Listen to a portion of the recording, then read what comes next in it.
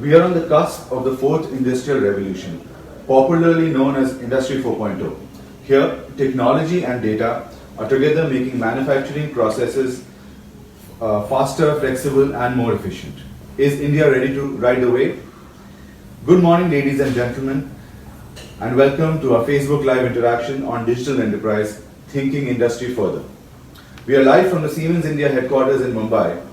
I, Rodra Bhattacharya, head of the HT brand studio, and with me I have Bhaskar Mandal, head Digital Industries, Siemens Limited. Before we start, a quick note to our attendees. We will be taking questions at the end of the session. Please type your questions in the comment section, and time permitting, I will request Bhaskar to respond to some of these. The first question now, what are the key focus areas for Siemens Digital Industries businesses in India? So, first of all, good morning everybody from my side also. It's a pleasure to be here. Rodra, we are in the business of providing solutions to in the manufacturing space for discrete industries, for process industries, as well as for hybrid industries. So we are providing solutions for riding the whole industry 3.0, which is the automation wave, as well as the industry 4.0, which is the digitalization wave, or the industrial Internet of Things, for their specific requirements or solutions towards making their processes / manufacturing activities more efficient. And there's a lot of buzz around Industry 4.0. How do you see it transforming business and operations in India? Okay, so let me try to explain Industry 4.0 in very, very simple terms. The availability of let's say economically available computing power / sensors / technology has made possible many things which were out of reach of common people / commercially available technology. So what has happened in the process is people have taken the whole topic of production / manufacturing to a very, very evolved state. Now, what do I mean by this? Now, we all in the industrial space are in the business of making either typically a product or an offering.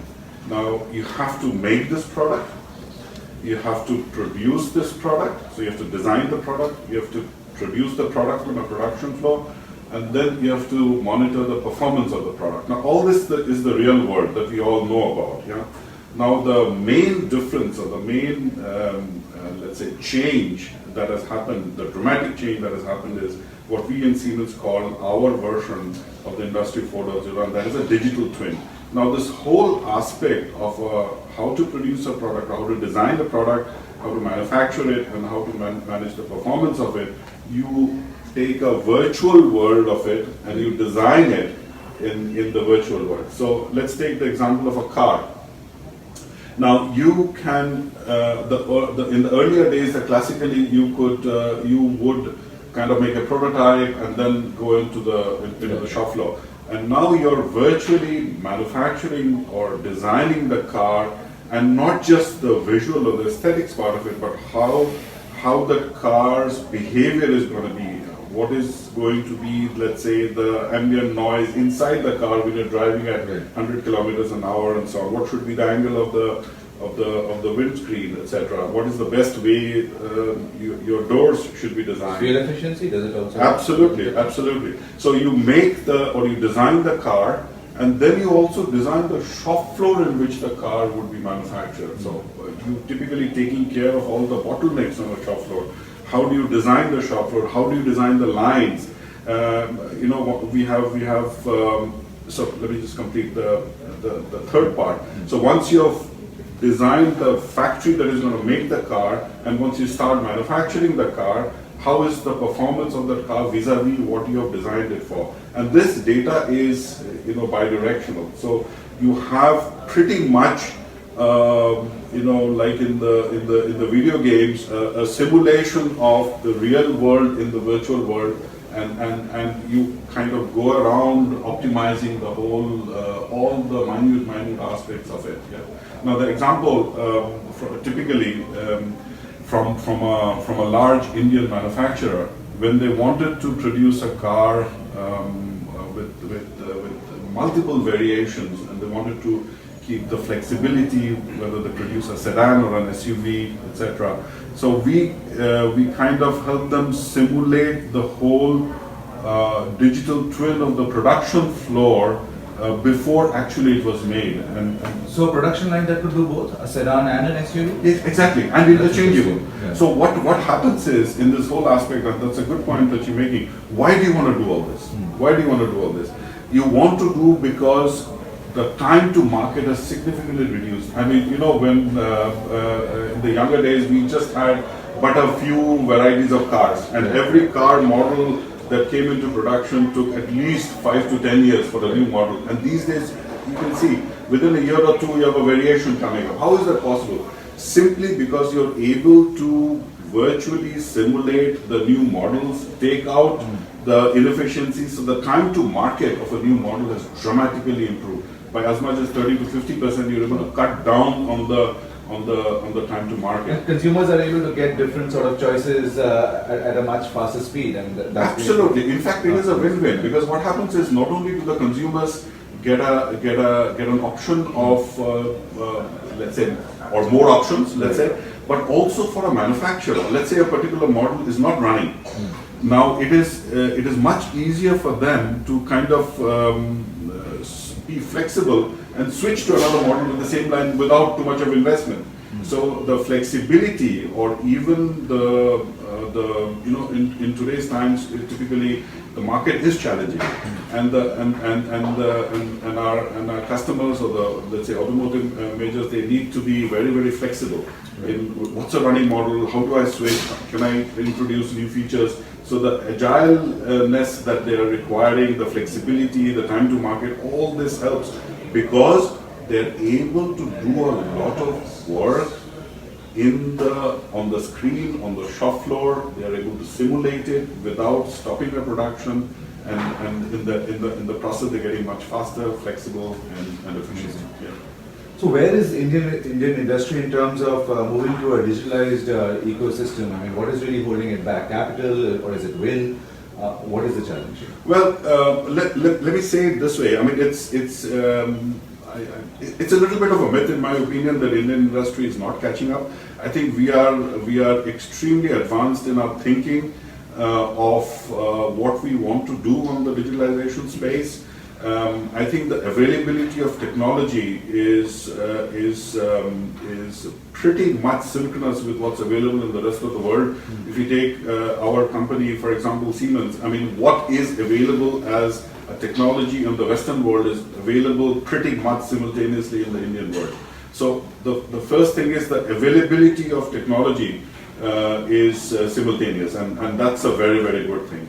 Second, when I look at not just the majors, but many startup companies, many people in the SME space, they're very, very open to the concept of digitalization. It takes some time to kind of get converted, to get let's say, the buy-in of the boardroom down.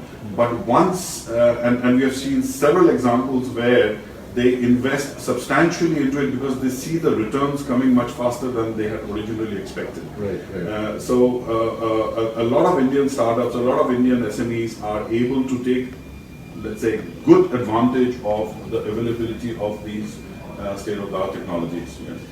Could you talk about a few local success stories of Industry 4.0? I mean, what kind of industries or companies have seen significant gain? I mean, Yeah. I mean, the canvas is huge. Okay, the canvas is large. I already spoke about the, let's say, the auto majors. Automotive industry is one of the first adopters of technology. Thanks. You know, they are very, very open because of the scale, etc. So in there are multiple examples. But let me take a few others.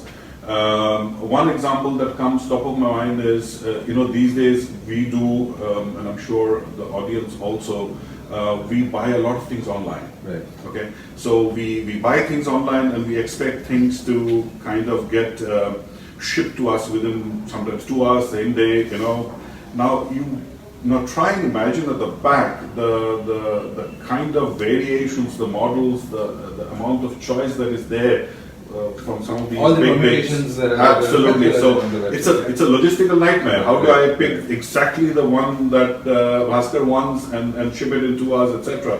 Now, essentially what I'm saying is it gets into a very complex warehouse.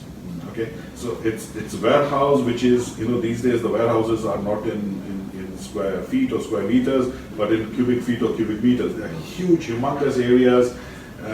Some of them are even dark. You don't even need human eyes because the whole thing is technology driven. Now imagine such a square, you know, maybe 100,000 square meter warehouse. How do you design that thing? If you start, you know, taking up a space and start doing your prototype and, you know, you're going to go crazy, or on an engineering drawing. You do the whole design virtually on a computer. Yeah. And we have one of the Indian startups, Adverb, a big name, becoming out of India, trying to become a global company. They're doing great work in the space of, you know, trying to create the digital twin of a warehousing, including the AGVs, etc., the auto-guided vehicles, and producing solutions. So that's one example. We have, let's take a completely different example. I don't know about you, but I take a couple of pills every morning. So, you know, the pharmaceutical industry, how do you guarantee the quality of the API or the active pharmaceutical ingredient that goes into a tablet?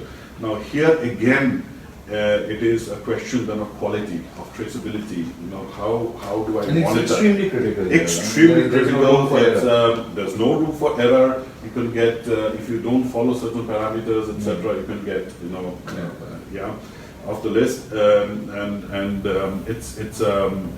it's critical. And therein again, concepts like digitalization are making tremendous inroads. Let's take another example: paint. You know, when you paint a wall. We have one of the international manufacturers, Dulux. You know, for them, the minimum viable quantity for a particular color of a paint was 5,000 liters. Now, by doing all this and being able to simulate, they were able to bring it down to 100 liters. So you could typically say that, you know, I want this particular color and I can get it for me at a viable price. It boils down again to the same thing. Consumers today want a variety of choice, and manufacturers need to be able to provide that to be competitive. Absolutely. The other word for that is mass customization. Right. So I want my car, I want my color, I want my even medicine. And we are getting into oncological medical products, where if you have, God forbid, a particular type of cancer, then the medicine is suited exactly for your type of cancer. So it's really changing lives in the literal sense of the word, not just making it more comfortable, etc., but making it safer, better quality, and customized, very, very customized to the individuals. Yeah. You know, one thing that I wanted to sort of also mention was SMEs. It's a big space, and a large sector employs many numbers of people. They've been facing some challenging times for the past few years. What does digitalization mean for SMEs? How important is it for them? How does Siemens look at the sector? Okay, so absolutely right. SMEs, I think, roughly 30% of the GDP of India is attributed towards SMEs. So it's a critical importance for the Indian economy, and therein digitalization can play, or is already starting to play, a massive role. Why? If you look at the SME sector, they need to be flexible, they need to be agile, they're extremely cost conscious, so they need to see quickly the return on investing in a particular technology.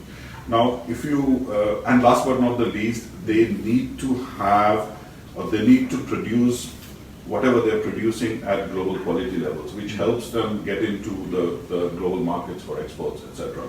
Now, if you look at the earlier digital twin that I talked about, now it is not necessary that you always start on the product and end right at the end with making a factory and so on. You could start anywhere in between in this chain from the end to end.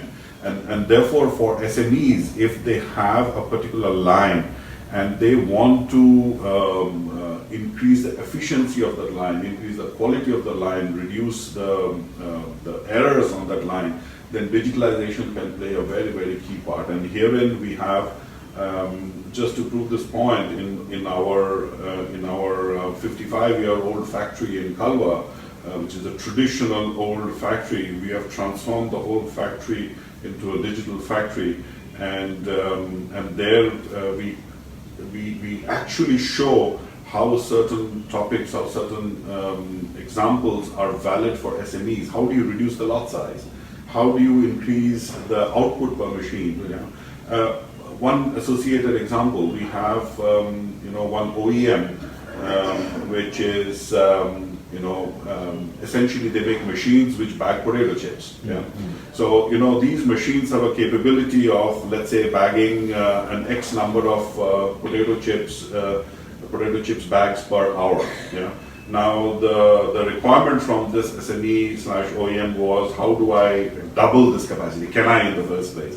Now imagine such a complex machine running at a particular speed. It's with minimal investment, right? Minimal investment. And how is it even possible? Now, first comes the safety factor. If you start playing around with an active machine, and it's a lot of safety issues. You might have a clash of certain moving parts with the human being, etc. So you do the whole thing virtually, and you see, okay, this is where my tolerance limit is. I keep a bit of safety buffer, and in this particular example, they were actually able to double the capacity of that machine of bagging potato chips. Now, this is a tremendous opening up, or it takes away the margins and everything, and it's just pure cream for the manufacturer as well as for the, absolutely, productivity increase and reducing losses. So, coming back to your original question, I think it is a myth that digitalization, Industry 4.0 is only for the big boys or the girls. It is for everybody. It is for all sections of, let's say, sizes of companies and all verticals. So it is not just the automotive or a paint or what have you, but it could be in the chemical space, in the pharmaceutical space, it could be in the design of a chair that we are sitting on, how best to design a chair. There's some interesting work going on how you design the best automotive chairs plus the best leisure chairs, etc. So pretty much touching every aspect of our lives. A very quick thing. So we will be taking questions at the end of the session. This is a very interesting discussion. If you have questions on it, any thoughts, please do share it in the comments section of our Facebook Live. So Bhaskar, the next question. I mean, and this is a very important aspect. It's a soft question in some ways. How can India bridge the skill gap across companies with respect to Industry 4.0? I mean, that's a major problem, especially when you look at it from a entry point, from an engineering sort of point of view. I mean, what is your view on that? Okay, I think it's a very, very critical question. Something that we have to answer ourselves. And let me just first start by saying that all of us have to change. All of us have to change. I started my career where we still had punch cards, in quotes, and now, I have a supercomputer in my pocket. Right. So we have all gone through massive changes, and all of us will continue to go through massive. So that's the first given. Now you have to look at this issue from both ends, from let's say the university end or the basic education end, as well as from the boardroom or the CXO level. So it has to be both ways, because we need to have conversations of skilling, upskilling, reskilling from the CXO downwards. How does one company define its own digitalization roadmap? And a very, very key aspect of that is skilling. What kind of training programs, what kind of mental change programs, and we're all in it in various fora, in various interactions, Siemens and our customers, on discussing in large groups how to change this. And what kind of an organizational change is required? I mean, that's absolutely, right? Absolutely, and this is a very, very deep topic.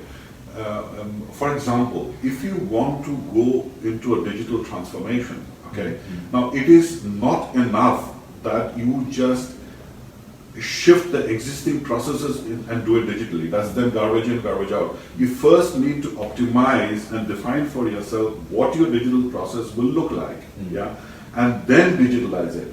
But if you just blindly change the existing process today that it exists without digitalization into the digitalization world, you will not get much of efficiency. So you need to do some kind of core re-engineering in the first place.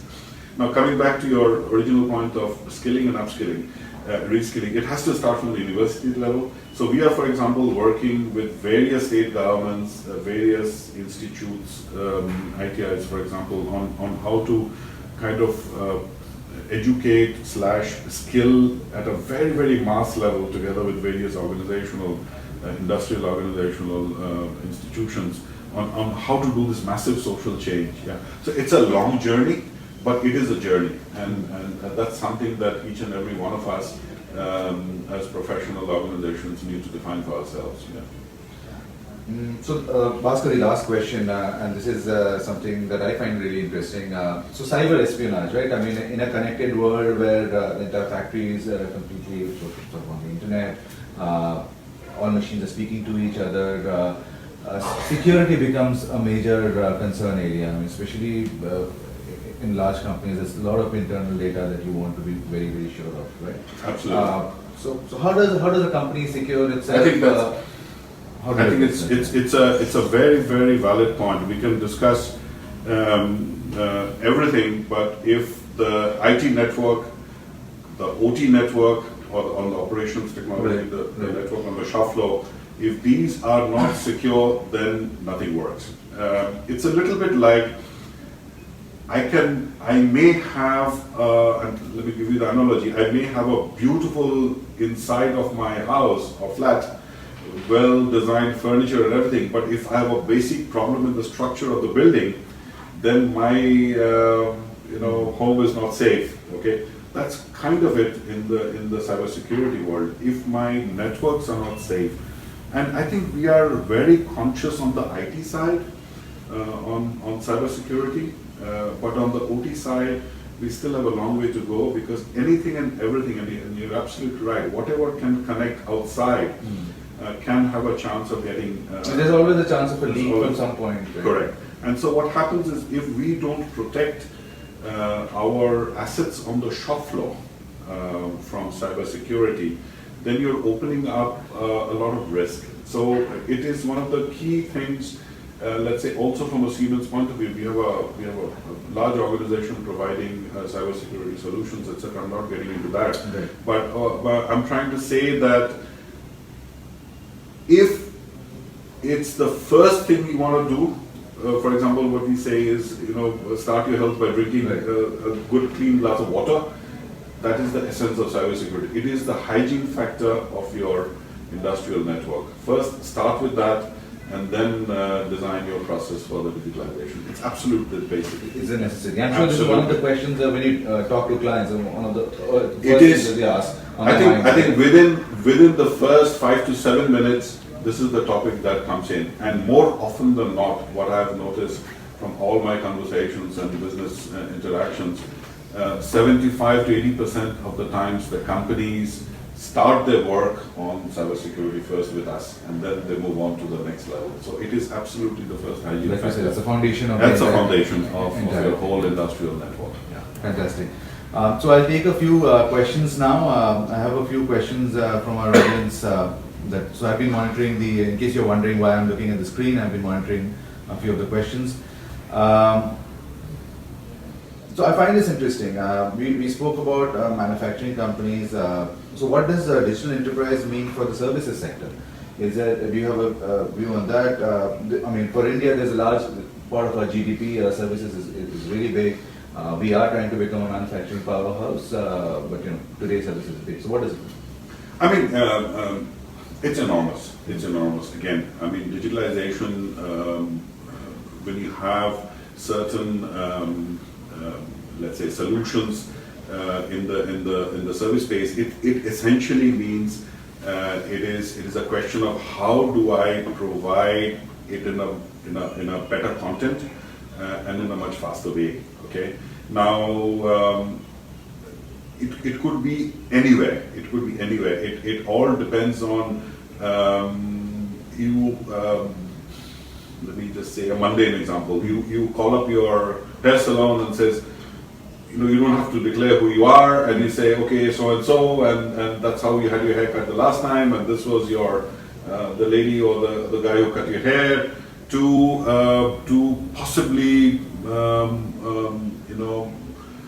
somebody who knows this is the kind of shirts you bought from my shop last time, and maybe this suit that you're looking at now doesn't really fit those combinations of shirts. So I'm just saying the creativity is so the processes there can be made efficient. Absolutely, Even in the BPO, absolutely. It could be in the BPO. Yeah. It is essentially content driven. Let me put it that way. So the more it has to be content driven.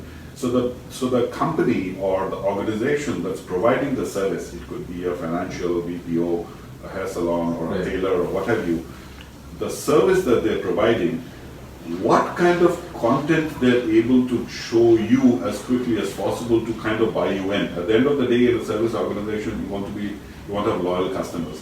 So the speed of response and the service quality, I think these are big factors that digitalization can play a role in. Fantastic. So this is an interesting question. So at a time when several global economies are slowing down, isn't it challenging to ask businesses to make new investments in digitalization, or is it a great time? Well, that depends on what kind of a cycle the particular industry is in. Yes, see, at the end of the day, if you are in challenging times, you are also at your most creative time. I mean, going back to, let's say, the automotive world, if certain, and that can extend to any industry per se, if particular models of cars are not flying off the shelves or off your shop floor, it's time to change. Yeah. Now, in the old world, we said, wait a minute, now this needs 5 years, let me spend a bit more money on marketing and try and sell them. But that may be a wrong road that you go. Now it is much faster to say, okay, let's stop this particular thing, let's come out with something in the next 3 months, and maybe that's and that such things work. So course correction is far course faster. Correction, agility, flexibility is, and the other aspect is the lot size you can reduce it dramatically. So earlier, if you had to produce 300 pieces of a particular product to break even, now you're able to cut that down to maybe 75. And so therefore your break-even points are coming down, your agility is coming. So I would say it's a good time. Of course, it depends on what kind of a challenging situation you are in. You need to take your call, but do not rule out digitalization in terms of the investments required.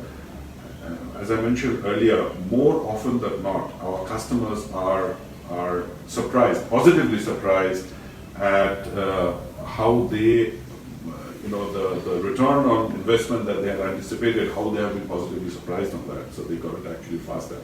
So cutting down on energy costs, cutting down on lead times, these are big areas. Right. And so one more question I think we will take. I mean, how important do you think the early rollout of 5G as a technology, right? We've been talking about it many countries. I mean, Korea, the US, some countries in Europe are rolling out 5G today. So how important is that to the adoption of a truly digital enterprise? I mean, is that very important for Industry 4.0 to be truly effective? As a technology, is 5G important? Yes, absolutely. I think it is. 5G will change in many ways things, the way we do things today. There are challenges, as we know. I'm not going to get into the details of 5G introduction, etc. But I think that's a technology that we cannot overlook. We need to be open towards it, and let's see what in which way it develops and it comes. But for sure, 5G will play a key role in Industry 4.0. Thank you. And the last question, this is actually a fun question. The battle for digital disruption, who is winning it? Startups or legacy companies? Oh. You mentioned startups. So. I think, let me put it the other way. Digitalization is no more a choice anymore. So startups, by virtue of the fact that they're starting something new, are a bit more open towards digitalization.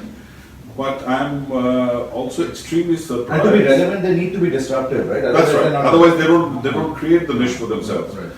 Legacy companies, more often than not, are very, very open to these new technologies, because at the end of the day, they don't want to remain a legacy. I mean, they need to evolve with times, and we have sufficient examples of how legacy companies have completely transformed themselves. Thank So you. if you don't change, you die. That's the whether you're a startup yeah. or a legacy. Yeah. And especially when in tough times where you need to sort of figure out ways to evolve and move fast. Absolutely, absolutely, absolutely. Thank you, Bhaskar. I think I Welcome. enjoyed that. Big thanks to all our attendees for joining us today. We had a good audience. Thank you for that. We will be back with another interaction on Monday evening next week. Watch this space for more updates. Thank you. Thank you.